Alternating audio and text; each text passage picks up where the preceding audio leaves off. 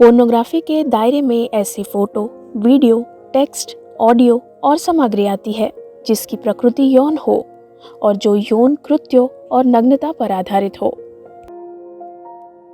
ऐसी सामग्री को इलेक्ट्रॉनिक ढंग से प्रकाशित करने, किसी को भेजने या किसी और के जरिए प्रकाशित करवाने या भिजवाने पर पोर्नोग्राफी निरोधक कानून लागू होता है।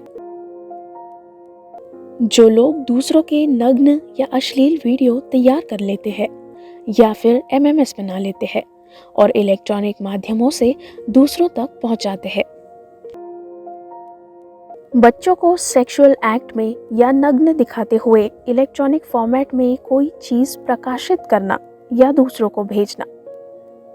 इससे भी आगे बढ़कर कानून कहता है कि जो लोग बच्चों से जुड़ी अश्लील सामग्री तैयार करते हैं, इकट्ठा करते हैं, ढूंढते हैं, देखते हैं, डाउनलोड करते हैं,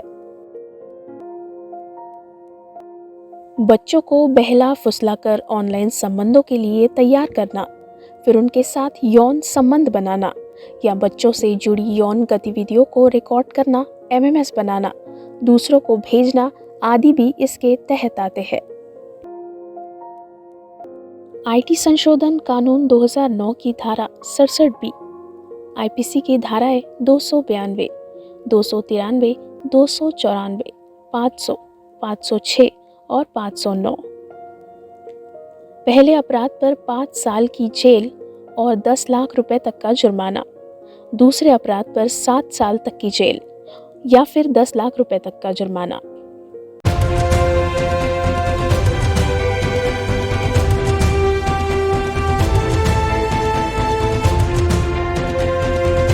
नमस्कार, स्वागत है आपका मुद्दे की बात में। आज मुद्दे की बात का जो विषय है हम आउटडोर लेकर आए हुए हैं। वैसे आपने मुझे इंडोर स्टूडियो में काफ़ी देखा होगा मुद्दे की बात में, लेकिन आज जो मुद्दे की बात में जो हम विषय लेकर आए हैं वो है नागपुर शहर, मतलब महाराष्ट्र राज्य के नागपुर शहर का मध्य भाग आता है जिसे बड़कत चौक कहा जाता है, महल परिसर आता है और उसी महल परिसर के बड़कत चौक से हम मुद्दे की बात में आज का विषय जो है वो है चाइल्ड पोर्नोग्राफी।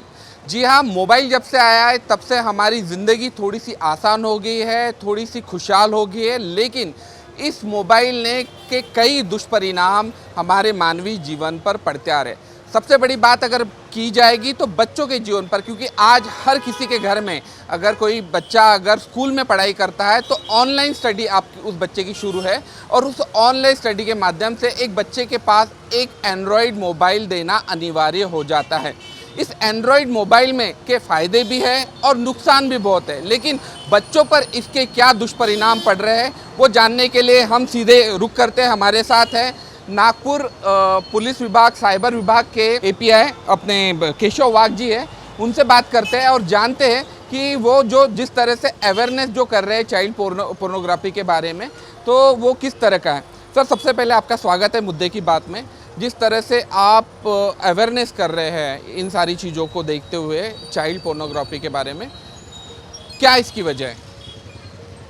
इसकी वजह सबसे पहले मैं महाराष्ट्र साइबर की ओर से हमें एक पत्र मिला है और हमारे आदरणीय सीपी अमितेश कुमार साहब और एडिशनल सीपी फुलारी साहब, इनके आदेश के अनुसार हम नागपुर के जहाँ पे क्राउडेड एरिया रहते हैं और ख़ास करके जो एरिया हम अब तक कवर नहीं कर पा रहे थे, जैसे कि स्कूल है, कॉलेजेस है, ऐसे एरिया, ऑटो स्टैंड, ऐसी जगह पे जाके हम लोग अपना ये जो भी जन जागृति कर रहे हैं।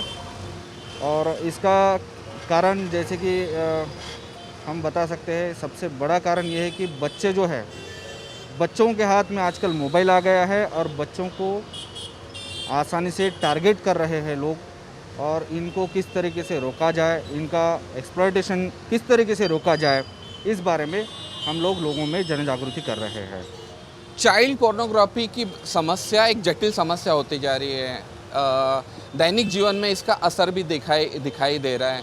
जैसे कि कोविड महामारी के दौरान अगर देखा जाएगा तो ऑनलाइन स्टडी का एक तरह से चलन हो चुका है। हर घर में एक बच्चे के पास एक मोबाइल है। क्या दुष्परिणाम आए हुए हैं और चाइल्ड पोर्नोग्राफी असल में है क्या, आप क्या बताएंगे? ये जो आपने सवाल किया है बहुत अच्छा सवाल है। ज़रूरी हो गया था कि एक पेंडेमिक का जो समय था उसमें बच्चों का ऑनलाइन क्लास हो गया था, तो बच्चों के हाथ में मोबाइल देना ज़रूरी था। लेकिन जिस तरीके से हमने बच्चों के हाथ में मोबाइल दिया, उस तरीके से बच्चों ने उसका क्या इस्तेमाल किया, क्या उसको स्कूल के लिए इस्तेमाल किया या फिर स्कूल के बाद में भी कुछ इस्तेमाल किया, इसके बारे में हमने उस पर ध्यान नहीं दिया। इस कारण हमारे साइबर में बहुत सारी केसेस दिखाई दी है और जिस केस में बच्चों का एक्सप्लॉयटेशन हुआ हमें नज़र आया है। जैसे कि एक केस था हमारे यहाँ पे, एक बच्ची है, उसके पिता ने उसको मोबाइल लेके दिया पढ़ाई के लिए, उसके बाद में वो कुछ गेम खेल रही थी उस पर, और गेम जो है वो सामने वाले कंटेस्टेंट के साथ में खेला जाता है या फिर अपना अपना भी खेला जाता है। वो सामने वाले कंटेस्टेंट के साथ खेल रही थी। हारने के बाद में 13 साल की तकरीबन लड़की, हारने के बाद में सामने वाले ने कहा कि मुझे तुमसे कुछ तो इनाम चाहिए। उसने कहा कि क्या चाहिए, तो उसने उसके न्यूड फ़ोटो मांगे थे, उसने शेयर कर दिए थे। हालांकि हमने नागपुर शहर पुलिस ने वो आरोपी को राजस्थान से पकड़ के लाया था, लेकिन इसमें ऐसी बातें हो रही है, इसलिए इस पे ध्यान देना ज़रूरी समझा गया है और इस पे ही हम लोग लोगों में जन जागृति फैला रहे हैं कि किस तरह से बचा जाए और क्या देखना चाहिए, क्या नहीं देखना चाहिए, और कोई देख रहा है तो उसको क्या करना चाहिए। सर, क्या है कोविड महामारी के दौरान इसके केसेस ज़्यादा आए हैं चाइल्ड पोर्नोग्राफी की अगर बात की जाएगी इन सारी चीज़ों, क्योंकि उसके पहले तो बच्चे स्कूल जा रहे थे, स्कूल में सारी शिक्षा कर रहे थे, लेकिन जैसे हमारा अभी मीडिया का एक परीक्षण हमने किया है कि घर में बच्चा होता है, उसके पास माँ बाप मोबाइल छोड़ देते हैं। जैसे मैं और मेरी मिसेस अगर जॉब करते हैं तो घर में बच्चे के पास अनिवार्यता है कि 1 बजे तक की उसकी क्लास है, तो हम उतना समय नहीं दे पाते, तो उसके पास एक एंड्रॉयड मोबाइल छोड़ दिया जाता है। हालांकि मेरे साथ ऐसा कुछ नहीं हुआ, लेकिन मेरे जो कुछ फ्रेंड्स है या फिर मेरे पास पड़ोसी है, उन लोगों से कुछ शिकायत मिली कि ऐसी कुछ शिकायतें आई। एक तो क्या है कोविड महामारी के दौरान ज़्यादा ऐसे केसेस आई है और कितने बड़े प्रमाण में चाइल्ड पोर्नोग्राफी और बाकी के केसेस में की वृद्धि हुई है। ये आपका कहना बराबर है। इसके पहले हम बच्चों को मोबाइल कम देते थे, इतना मोबाइल देने का, हर एक को मोबाइल देने का ज़रूरत नहीं था, लेकिन ये पेंडेमिक के कारण हर एक बच्चों को स्कूल के कारण हमने मोबाइल देना हमको ज़रूरी हो गया और इसी का इस्तेमाल बच्चों ने कुछ पढ़ाई के लिए किया, कुछ बच्चों ने उससे ज़्यादा भी किया। जैसे कि कुछ केसेस में देखा गया कि बच्चों ने अपना सोशल मीडिया अकाउंट तैयार कर लिया। वैसे तो सोशल मीडिया अकाउंट फेसबुक है, इंस्टाग्राम है, ये जो है ये 13 साल के नीचे के बच्चे का नहीं बनता है, लेकिन बच्चे बहुत होशियार निकले हैं। उन्होंने अपना उम्र बढ़ा करके अपने अकाउंट बनाए और बच्चों पे ध्यान नहीं होने के कारण में बच्चों ने उसका इस्तेमाल आगे किया, कुछ फ़ोटो निकले, अपलोड किए और उसको लाइक्स के मिलने के चाहत में। और जैसे हम कहते हैं बच्चों को कि भाई अनजान आदमी से कोई चॉकलेट वगैरह नहीं लेना है, इसी तरीके का हमने ये भी बोलना चाहिए कि अनजान आदमी अगर आपको कोई भी हो, आपको अगर बोलता है कि मीठी मीठी बातें करता है, कोई अच्छे अच्छे कमेंट्स देता है ऑनलाइन सोशल मीडिया पे, तो उससे भी सावधान रहना चाहिए और उसके आगे कुछ भी हो सकता है। कितने बड़े पैमाने पर मामले आए हुए हैं और साइबर विभाग किस तरह से कार्य कर रहा है पूरे, अगर साइबर विभाग की अगर बात की जाएगी तो क्या ये बहुत बड़ा चैलेंज है, क्योंकि बच्चों को अवेयर करना सबसे बड़ी मुश्किल बात है। उसके लिए पेरेंट्स भी जिम्मेदार है, पेरेंट्स की भी एक कहीं ना कहीं रिस्पॉन्सिबिलिटीज़ बनती है, लेकिन पेरेंट्स की भी दिनचर्या ऐसी हो जाती है कि किसी घर में कि वो अपने बच्चों पर ध्यान नहीं दे पाते। ऐसे में आप खुद सड़क पर उतरे हुए हैं, आप जैसे देखा हमने जो वीडियो वायरल हुए, आपने खुद एक रिस्पॉन्सिबिलिटीज़ उठाई हुई है, तो कितना बड़ा चैलेंजिंग मानते हैं इन सारी चीज़ों को कि एक तरह से अवेयर करना और उनको सतर्क। जी देखिए, बच्चों में हमने बहुत सारा इसके बारे में जन जागृति किया है और कर रहे हैं, और ये चैलेंजिंग है, आपने कहा बराबर चैलेंजिंग है। अभी जितना टेक्नोलॉजी लोगों के हाथ में जाएगा उतना उसका दुष्परिणाम भी देखने को मिल रहा है, और इसीलिए हमने इसमें ज़्यादातर ध्यान दिया है। और बच्चों का जो एक्सप्लॉयटेशन है वो ना हो, इसलिए हम स्कूल कॉलेजेस में, विविध ऑफिसेस में अपना लेक्चर देते हैं, लेकिन क्या बच्चे वो फॉलो कर रहे हैं? शायद नहीं कर रहे होंगे, और इसीलिए प्रशासन की ओर से ये पहल की गई है कि बच्चों का एक्सप्लॉयटेशन ना हो, इसलिए बच्चों को भी बताया जाए एक स्कूल कॉलेजेस के लेवल पे। और ये जो आम लोग जो रहते हैं, जैसे मैं देखता हूँ कि यहाँ चाय की टपरी है, तो यहाँ पे ऑटो स्टैंड भी है, तो ऑटो स्टैंड वाले कुछ रिक्शा वाले हैं, उनको नहीं मालूम कि उनके बच्चे क्या कर रहे हैं। पढ़े लिखे लोग जागरूक हो सकते हैं, वो जाके उसका हिस्ट्री चेक कर सकते हैं कि बच्चे ने क्या किया है, कुछ ऐप है उसको लॉक लगा सकते हैं, लेकिन इनको नहीं मालूम है। तो ये लोगों को जाके समझाना है।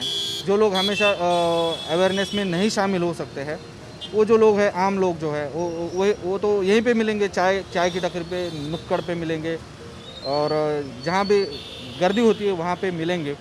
और ऐसी जगह पे हम जाके लोगों को समझा रहे हैं, और इसका पॉजिटिव परिणाम हमें आशा है कि बहुत अच्छा मिलेगा।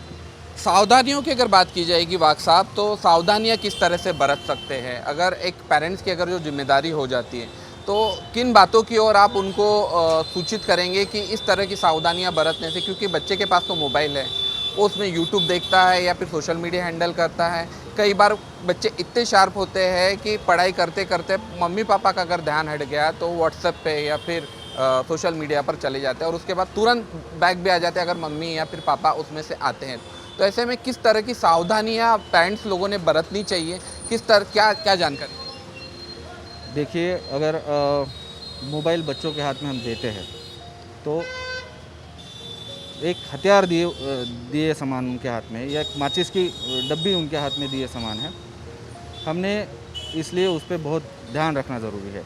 एक तो अगर हमने मोबाइल दिया है उसके हाथ में, तो उसका मोबाइल का हमने इस्तेमाल किस लिए है? स्कूल के लिए है। स्कूल का 2 घंटा होने के बाद में और किस लिए है? उसका मोबाइल ले लेना चाहिए। अगर स्कूल भी चालू है तो कुछ बातें हो सकती है। देखो, अगर मेरी वाइफ गृहिणी है, वो कुछ खाना वगैरह बनाती है, तो क्या बच्चा उसके बाजू में बैठ के पढ़ाई कर सकता है ऑनलाइन? मुझे लगता है कर सकता है। अगर मेरा ऑफ है या फिर मेरी नाइट है, तो क्या मैं दिन में उनके बच्चों के साथ में बैठ सकता हूँ? वो जब पढ़ाई कर रहा है, सिर्फ बैठना है, उसको देखने की भी ज़रूरत नहीं। वो उसका पढ़ाई करेगा, उसका आवाज़ तो आता है बाहर।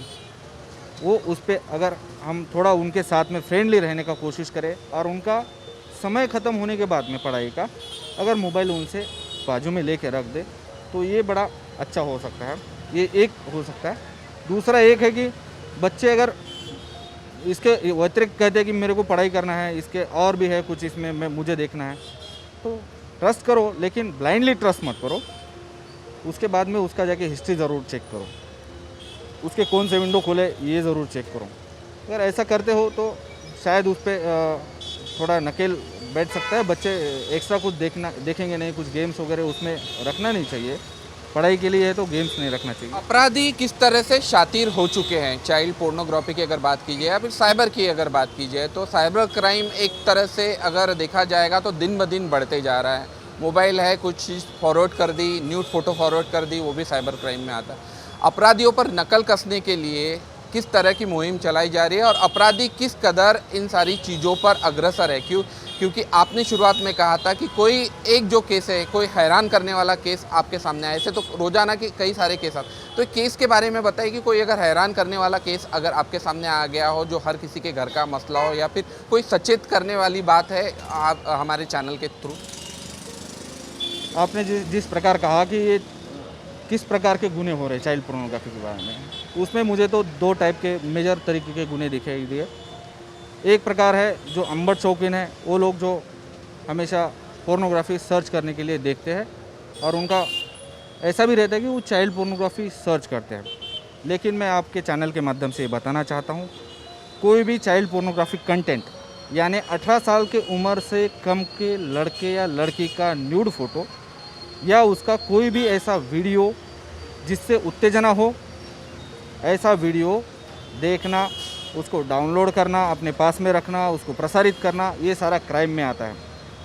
ऐसे कुछ लोग दिखाई दिए जिन्होंने ऐसा ये सब जो आपको मैं बोला अभी कि जैसे कि उन्होंने कुछ फ़ोटो वीडियो एक दूसरे को शेयर किया है सोशल मीडिया के माध्यम से, तो ऐसे लोगों का जानकारी हमारे पास में मिला था, तो हमने उन पर कार्रवाई किया है।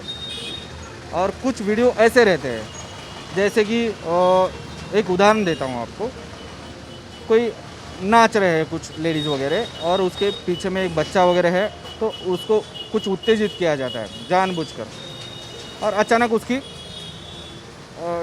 चड्डी खींच दी गई है और उसको न्यूड दिखाया गया और उसके पीछे में एक हंसी वाला इफ़ेक्ट डाल दिया गया और लोगों को लगता है कि ये वाला मजाक है।